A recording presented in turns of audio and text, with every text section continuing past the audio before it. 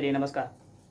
चलिए राष्ट्रपति के बारे में हम लोग देख रहे थे, एक वीडियो देख चुके हैं। इस वीडियो को देखने से पहले अगर आपने पिछला वीडियो नहीं देखा है तो पिछला वीडियो जरूर देख ले। उससे क्या हुआ, अगर वो आप देखे रहते हैं तो आपको अच्छा रहेगा और समझ में आएगा ज़्यादा ऐसा।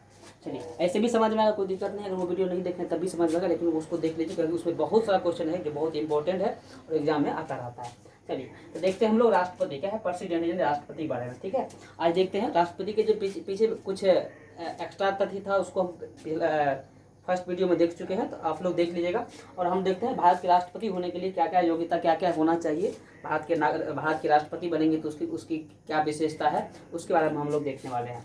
देखिए राष्ट्रपति नहीं, यहाँ देखिएगा वर्ड को, एकता, अखंडता, सुदृढ़ता का प्रतीक होता है। क्या होता है? एकता, अखंडता और सुदृढ़ता का प्रतीक क्या होता है? राष्ट्रपति होते हैं। देखिए यहाँ का है प्रथम नागरिक।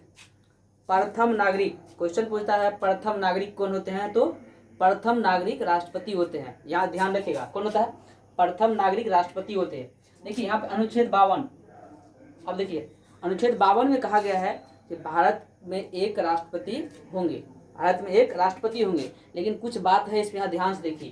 देखिए अनुच्छेद 52 में कहा है क्या अनुसार भारत का क्या होगा? एक राष्ट्रपति होगा। क्या कहा अनुच्छेद 52 में? कहा है भारत का एक राष्ट्रपति होगा। आगे देखिए अनुच्छेद 52 में क्या कहा है?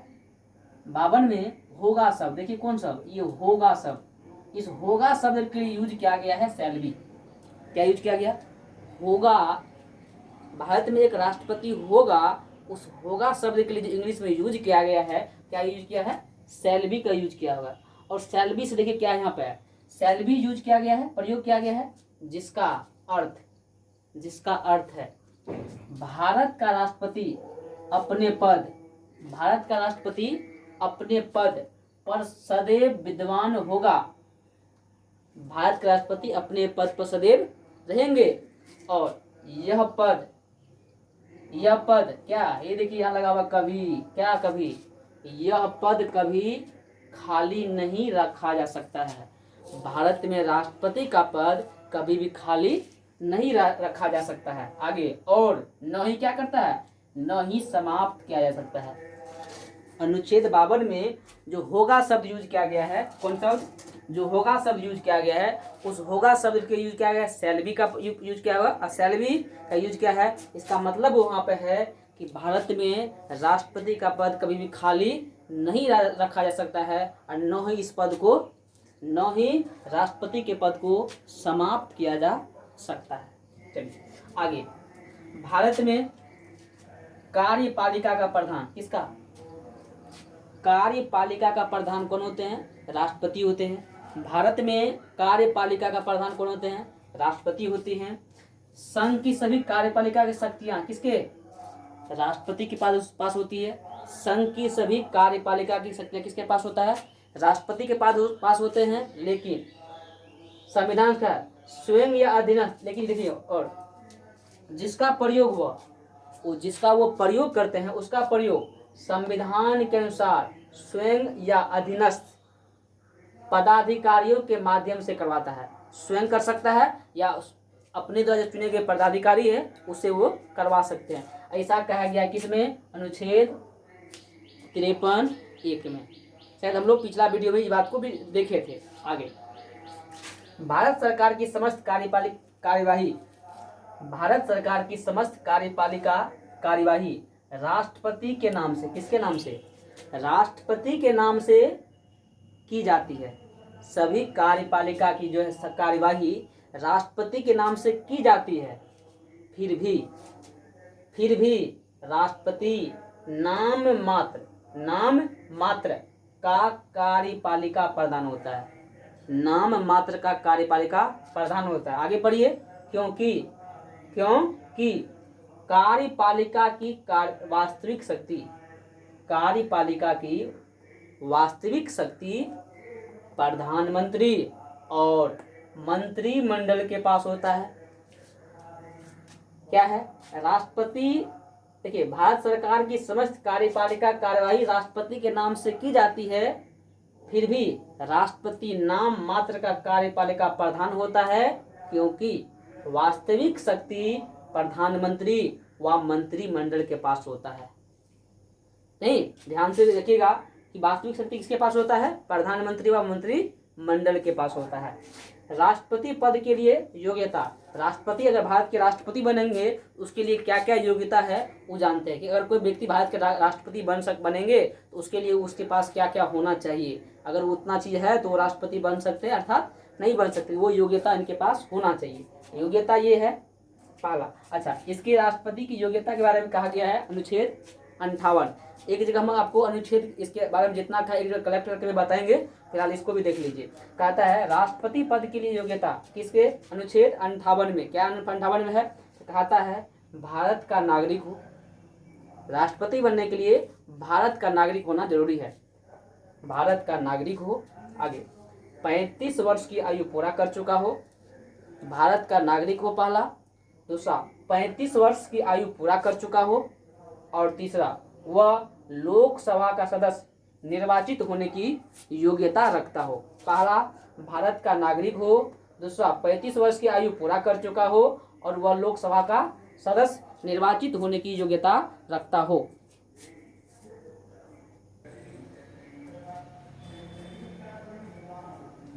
ठीक है, तो ये ध्यान रखिएगा।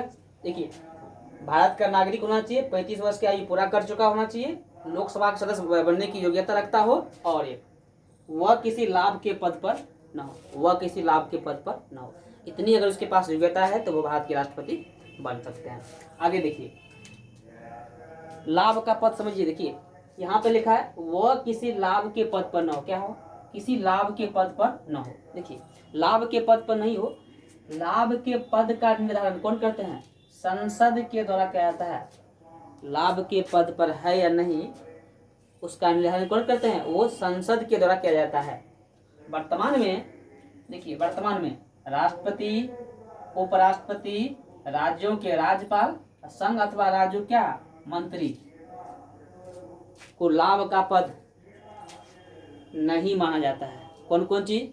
राष्ट्रपति, उपराष्ट्रपति, सभी राज्यों के राज्यपाल, सभी संघ या राज्यों के मंत्रियों, इस सभी पद को लाभ का पद नहीं माना गया है। ध्यान रखिएगा, लाभ के पद पर कौन कौन चीज नहीं है? लाभ के पद पर राष्ट्रपति का पद नहीं है, उपराष्ट्रपति का पद लाभ का पद नहीं है, राज्यपाल का भी पद लाभ का पद नहीं है, और राज्य या संघ के मंत्रियों का पद भी है ना, वो लाभ का पद नहीं माना गया है। आगे अनुच्छेद 57 को अनुच्छेद 57 में यह है कि कोई व्यक्ति दोबारा राष्ट्रपति चुना सकता है। कोई भी व्यक्ति दोबारा राष्ट्रपति चुना जा सकता है। किसमें? अनुच्छेद 57 में कहा गया है कोई व्यक्ति दोबारा राष्ट्रपति चुना जा सकता है, लेकिन ये कहीं उल्लेख संविधान में नहीं है कि एक व्यक्ति कितना बार राष्ट्रपति बन सकता है। मतलब इसका कहीं संविधान में उल्लेख ही नहीं है। मतलब एक व्यक्ति कितना बार राष्ट्रपति चुना जाएगा, इसका संविधान में कहीं कोई उल्लेख नहीं है। भारत के प्रथम राष्ट्रपति डॉक्टर राजेंद्र प्रसाद ही एकमात्र ऐसे राष्ट्रपति है जो दो बार राष्ट्रपति रहे हैं अभी तक में। कौन? डॉक्टर राजेंद्र प्रसाद ही है। क्या हुआ? वो 2 बार राष्ट्रपति रहे, और वो कब? 1952 से 62 तक। कब? 1952 से 62 तक 2 बार राष्ट्रपति रहे हैं। देखिए, भारत के राष्ट्रपति डॉक्टर राजेंद्र प्रसाद एकमात्र ऐसे राष्ट्रपति है जो 2 बार राष्ट्रपति रहे। अच्छा, भारत में ऐसा है कि राष्ट्रपति कितना बार बन सकता है इसका संविधान में कोई उल्लेख नहीं है। लेकिन अमेरिका में एक व्यक्ति अधिकतम 2 बार राष्ट्रपति बन सकता है। कितना बार? एक व्यक्ति अधिकतम कितना बार? 2 बार। कितना बार? एक व्यक्ति अधिकतम 2 बार राष्ट्रपति बन सकते हैं, ऐसा अमेरिका में है। एक व्यक्ति अधिकतम 2 बार राष्ट्रपति बन सकता है, अमेरिका में ऐसा है। लेकिन भारत में ऐसा संविधान में कहीं उल्लेख नहीं है कि एक व्यक्ति राष्ट्रपति कितना बार बनेगा, इसका कोई उल्लेख नहीं है। देखिए, राष्ट्रपति का निर्वाचन क्या होता है? राष्ट्रपति का निर्वाचन कैसे होता है? राष्ट्रपति के निर्वाचन में कौन कौन भाग लेते हैं? राष्ट्रपति का निर्वाचन संबंधित दिया है अनुच्छेद 54 में। किसमें?